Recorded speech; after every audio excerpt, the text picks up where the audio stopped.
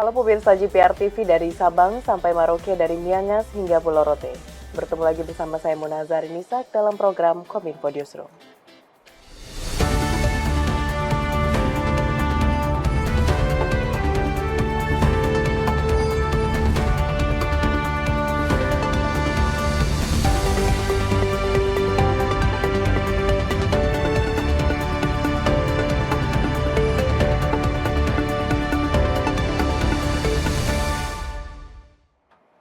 Pemirsa, kita ke informasi pertama. Akibat terkendalanya cuaca selama 2 bulan terakhir, pemerintah menyiapkan 2 skenario untuk penerbangan tamu VVIP saat penyelenggaraan upacara HUT ke-79 Republik Indonesia di Ibu Kota Nusantara. Skenario pertama dibuat untuk penerbangan tamu VVIP yang menggunakan Bandara IKN. Dan skenario kedua untuk penerbangan tamu VVIP yang menggunakan Bandara Internasional Sultan Haji Muhammad Sulaiman Sepinggan di Kota Balikpapan.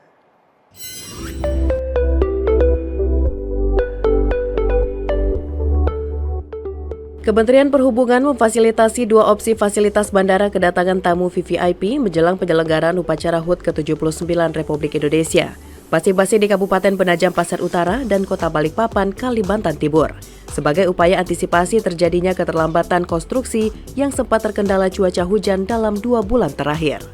Menteri Perhubungan Budi Karya Sumadi di Istana Garuda IKN Penajam Pasir Utara dalam konferensi pers mengatakan bahwa saat ini Kemenhub bersama OIKN terus berupaya agar pada pelaksanaan upacara 17 Agustus 2024 mendatang, bandara di IKN bisa selesai tepat waktu.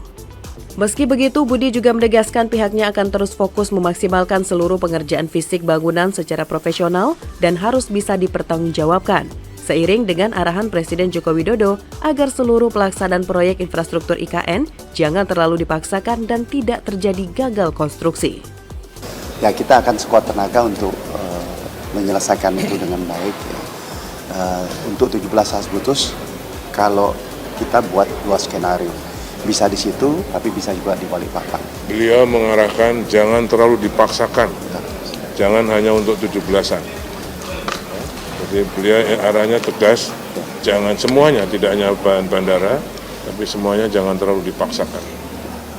Itu satu poin yang baik, melegakan, karena kita tidak akan melakukan sesuatu kegiatan konstruksi yang nantinya gagal konstruksi.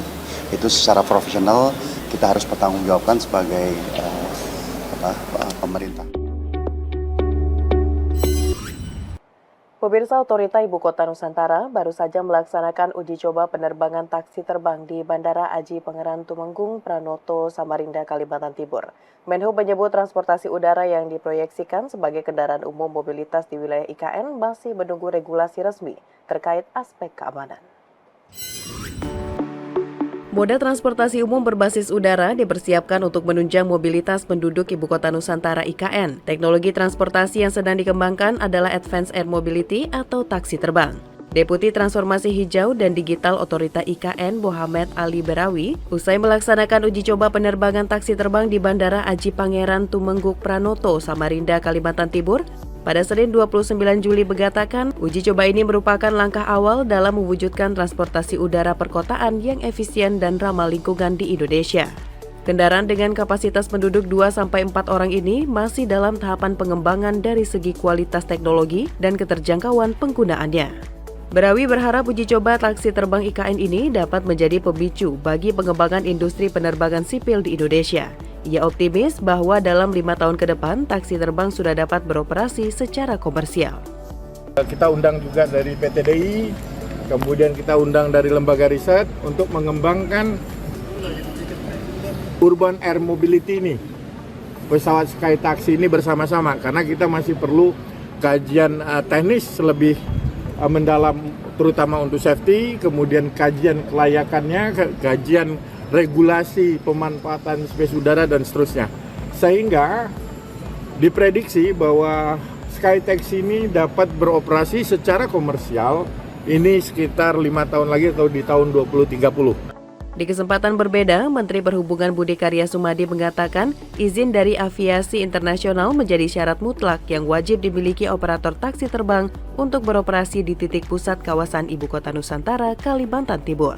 Ia mengatakan regulasi tersebut penting untuk menjamin faktor keamanan bagi pengguna, sebab IKN merupakan kawasan ibu kota. Jadi gini, ada dua yang mungkin saya berikan justifikasi.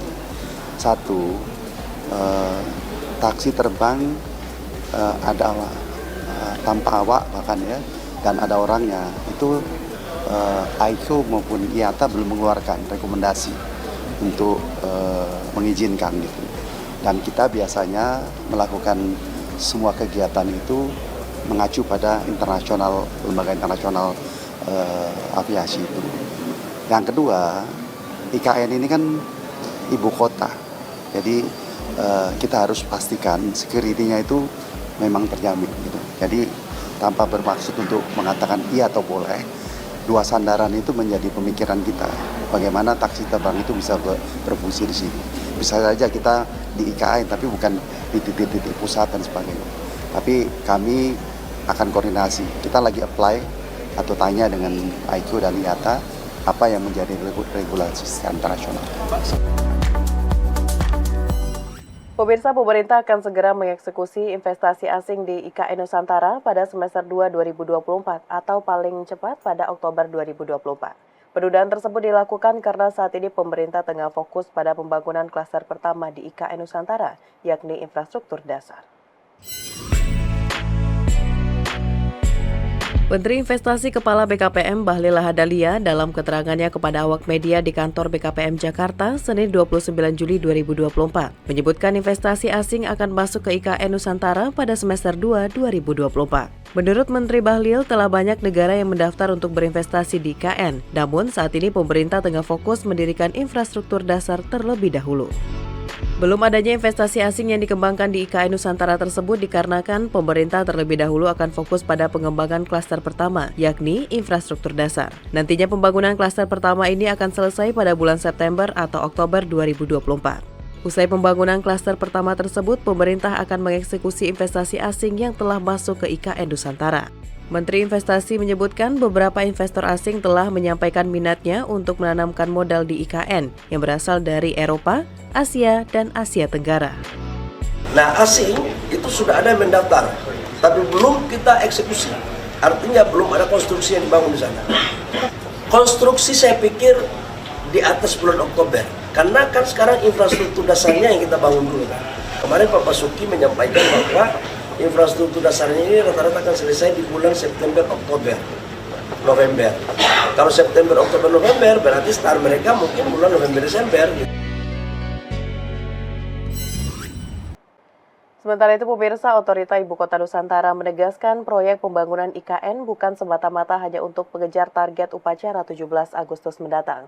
PLT Wakil Kepala Otorita IKN, Raja Juli Antoni, mengatakan bahwa IKN merupakan pembangunan yang akan memakan waktu panjang. Menanggapi beredarnya informasi di masyarakat tentang target percepatan pembangunan kawasan Ibu Kota Nusantara, PLT Wakil Kepala Otorita Ibu Kota Nusantara Raja Juli Antoni menegaskan bahwa pembangunan proyek IKN tidak ditargetkan untuk rampung secara keseluruhan pada 17 Agustus mendatang atau saat peringatan HUT ke-79 Republik Indonesia. Raja Juli mengatakan pembangunan IKN merupakan proyek jangka panjang yang tidak akan selesai dalam waktu dekat. Keselamatan menjadi salah satu faktor utama dalam pembangunan berbagai infrastruktur di IKN. Kita ini tidak sedang berkejar-kejaran, kita ini tidak sedang ricuh, rusuh, ngebut, ya, ugal-ugalan. Karena perintah Pak Presiden saya dengar berkali-kali, jangan sampai hanya mengejar 17 Oktober, itu konstruksinya tidak baik. Sebelumnya, Presiden Joko Widodo menyebut pembangunan di IKN merupakan pekerjaan besar yang dilakukan sesuai dengan perencanaan yang ada dan tanpa terburu-buru. Menurut Presiden, dalam prosesnya akan terjadi banyak teknis persoalan atau kendala di lapangan. Namun hal tersebut wajar terjadi dalam sebuah pekerjaan besar. Ini pekerjaan besar, menyangkut rentang waktu yang bisa 10 tahun, 15 tahun, 20 tahun. Ini bukan pekerjaan hanya setahun, 2 tahun. Banyak berpikir kita ini ngejar-ngejar. Enggak, kita juga ngejar-ngejar pekerjaan itu sesuai dengan progres yang ada. Menteri Perhubungan Budi Karya Sumadi mengumumkan rencana pemerintah untuk menyulap Teluk Balikpapan, Kalimantan Timur menjadi destinasi wisata. Langkah ini diyakini bakal menambah daya tarik ibu kota Nusantara yang lokasinya berdekatan. Kementerian Perhubungan membidik kawasan Teluk Balikpapan, Kalimantan Timur untuk dikembangkan sebagai objek destinasi wisata yang menyerupai Labuan Bajo di Nusa Tenggara Timur. Teluk Balikpapan sendiri memiliki keanekaragaman hayati yang tinggi karena menjadi muara dari beberapa sungai di 3 kabupaten kota, yaitu Kabupaten Penajam Pasir Utara, Kabupaten Kutai Kartanegara, dan Kota Balikpapan. Selain itu, Teluk Balikpapan menjadi salah satu kawasan terbanyak di belahan dunia yang dihuni populasi spesies satwa yang dilindungi, yakni bekantan, pesut pesisir, dan dugong. Menteri Perhubungan Budi Karya Sumadi mengatakan Teluk Balikpapan akan dibangun pelabuhan premium yang dilengkapi tempat berlabuh untuk kapal-kapal PDC. Potensi pariwisata di Teluk Balikpapan rencananya akan digarap melalui skema pembelian layanan atau by the service. Menurutnya, by the service sama dengan investasi jangka menengah yang dikelola oleh swasta melalui skema pembayaran dari pemerintah.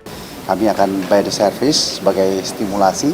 Kita harapkan nanti swasta bisa melakukan itu karena saya pikir teluk yang indah harus kita lakukan dan kami akan kerjasama dengan ada yang milik PU, milik swasta yang memiliki destinasi wisata. Kita tahu ada preservasi orang hutan, ada penangkaran buaya. Ini bagian dari satu kegiatan pariwisata yang kami nanti akan berkoordinasi dengan kegiatan dari provinsi maupun OIK.